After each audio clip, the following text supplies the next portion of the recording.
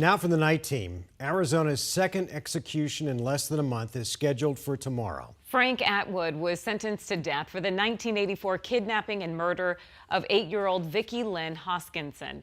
Her disappearance and death launched the largest investigation in Tucson's history. And now, nearly 4 decades later, Vicki's family says that they will finally feel a sense of justice. Team 12's Emily Pritchard takes us through the case.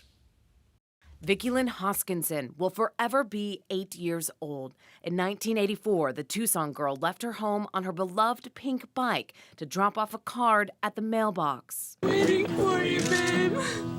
We all love you very much, and we miss you. She never returned. Now, nearly 40 years after her murder, her family is still waiting on justice. Frank Atwood was convicted of the 8-year-old's murder and kidnapping, the 66-year-old sentenced for the crime in 1987. Atwood was 28 years old at the time of Vicki Lynn's murder.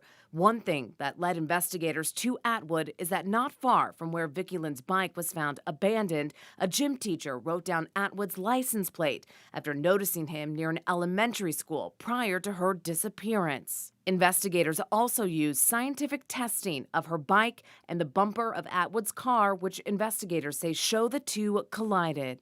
Police say Atwood used his car to hit Vicki Lynn while she was on her bike. They say Atwood kidnapped and killed her and buried her remains in a shallow grave in the desert. A hiker discovered her skeletal remains months later, but court records say they couldn't determine a cause of death. It's clearly obvious what had transpired and what happened.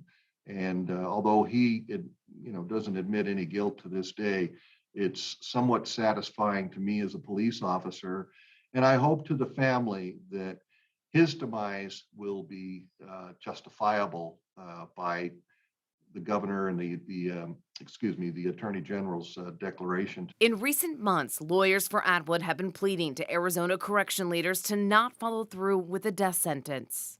You are the last line of defense. In recent hearings, lawyers claimed there was no physical evidence tying Atwood to the case. And despite evidence connecting another person to the disappearance, lawyers say investigators simply used Atwood's past crimes against him. Arizona corrections records say Atwood was on parole when Vicki Lynn disappeared after Atwood was convicted and served time for kidnapping an 8-year-old California boy. And this execution is wrong. It's wrong in that Mr. Atwood's conviction is wrong, and it's wrong because the process for execution in Arizona is fundamentally broken. The disappearance and murder of Vicki Lynn has shaken her family and her entire Tucson community to the core. More than a decade ago, Vicki Lynn's mother, Debbie Carlson, shared that in her darkest times of grief, her daughter, who she will never get to see grow up, shared a message with her. I want to say it was probably a couple years afterwards that I heard the pitter-patter of her feet, and I woke up and I looked, and she was standing at the foot of our bed, and there was this big white light around her, and she was, Mama, I'm okay. That was turning point for me.